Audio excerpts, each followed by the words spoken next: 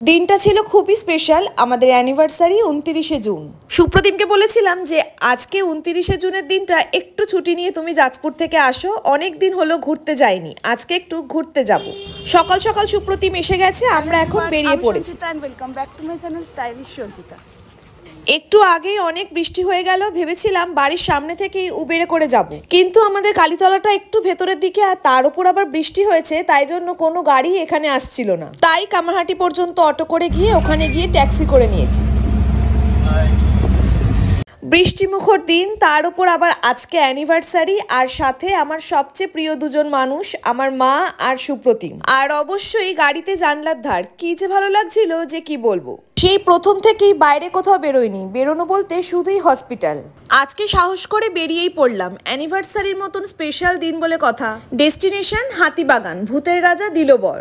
আর প্রত্যেকবারই আজকের দিনে আমার সব পুরনো স্মৃতিগুলো মনে পড়তে থাকে, আর মনে হয় এই তো সেদিন বিয়ে করলাম সুপ্রতিমের সাথে। আর সেই দিন সুপ্রতিম আমাকে দেখতে এসেছিল প্রথমবার। হ্যাঁ, আমাদের অ্যারেঞ্জ ম্যারেজ। জানুয়ারি মাস, শীতকাল, গিয়েছিলাম বসিরহাটে একটা বিয়ে বাড়িতে।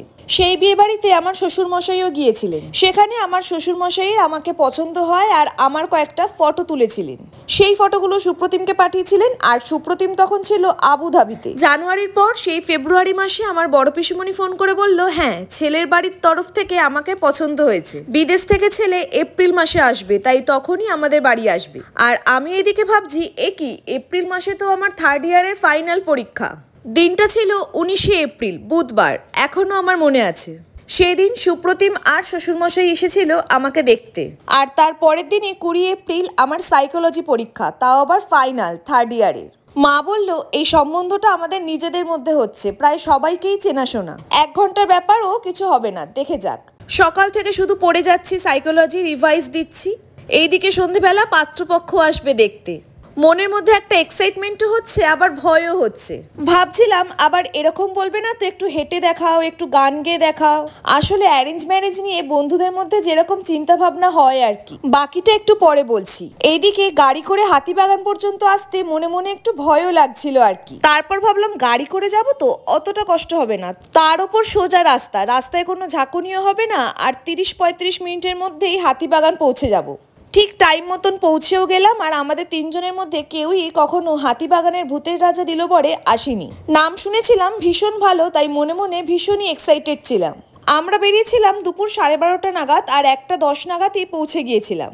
গিয়ে সুপ্রতিম সিকিউরিটি গার্ডের কাছে লেখালো যে 3 জন আছি আমরা, আর তারপর লিফটে করে ওপরে চলে এলাম। এখানে এখন মেনু কার্ড দিয়ে দেওয়া হয়েছে, আর মা এখন মেনু কার্ড দেখছে। আর আমাদের 3 জনের মধ্যে এখন কনফিউশন চলছে যে আলাদা আলাদা করে খাবার নেওয়া হবে নাকি থালি সিস্টেম নেওয়া হবে। যখন ভূতের রাজা দিলবরের অ্যাড দেখেছিলাম অনেকদিন আগে, তখন তো সবাই থালি সিস্টেমই নিত, তাই মনে মনে আমি ভেবেছিলাম যে থালিই নেব।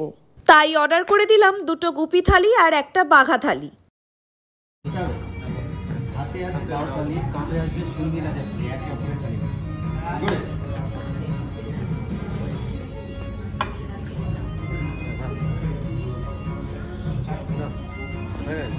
ফার্স্টে সুন্দর তালি মেরে স্টার্টারটা চলে এলো, আর স্টার্টারে ছিল ফিশ ফ্রাই।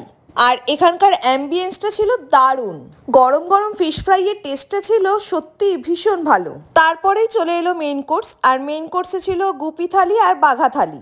আর মেনুতে ছিল ভাত, ডাল, শুক্তো, ঝুরি আলু ভাজা, পাঁপড় ভাজা, ইলিশ মাছের মাথা দিয়ে কচু শাক, চিংড়ির মালাইকারি, পার্শে মাছের ঝাল, মটন কষা, চিকেন কষা, আর রসগোল্লা, চাটনি, পায়েস।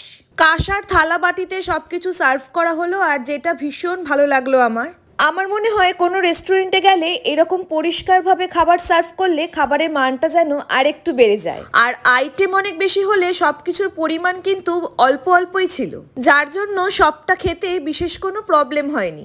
দাদা এখন সার্ভ করুক, আর আমি শুরু করি আমাদের লাভ স্টোরির সেকেন্ড পার্ট। আগে তো বললামই যে সুপ্রতিম আর আমার শ্বশুরমশাই 19শে এপ্রিল আমাকে দেখতে এসেছিল। সেই দিন আমি এরকম সেজেছিলাম, আর সেই দিনও আমাদের ড্রেসের কালার ম্যাচিং হয়ে গিয়েছিল।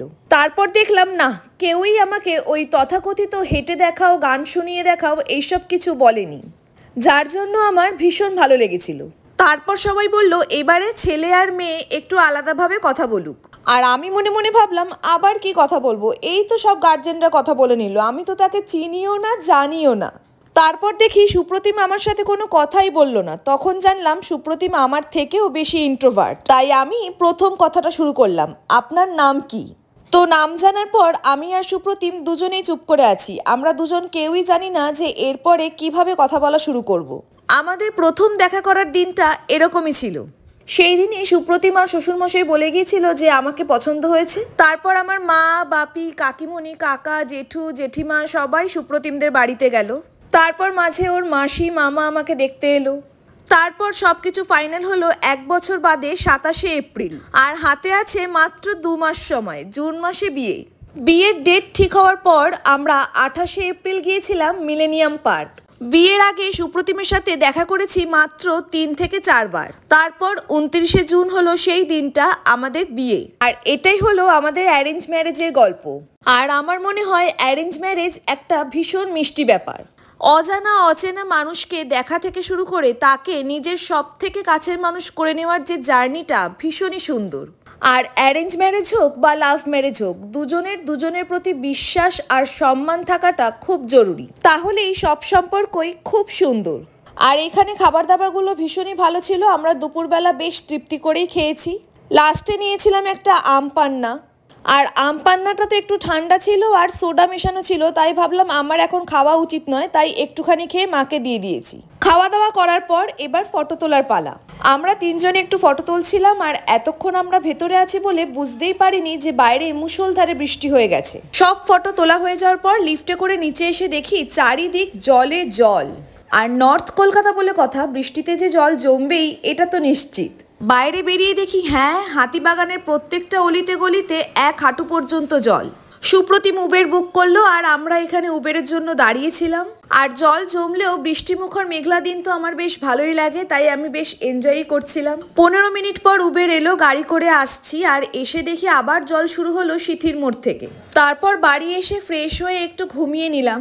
আর সন্ধেবেলা দেখছিলাম ইন্ডিয়া ভার্সেস সাউথ আফ্রিকার ফাইনাল। ওহ, যা দারুণ খেলা হলো আজকে, চিরকাল মনে রাখার মতন। রাতে মায়ের হাতে স্পেশাল রুটি আর ডিম তড়কা খেলাম, আর সাথে ছিল আম। খেলা দেখতে দেখতে ডিনারটাও এক্কেবারে জমে গেল। আর ফাইনালি ইন্ডিয়া জিতে গেল।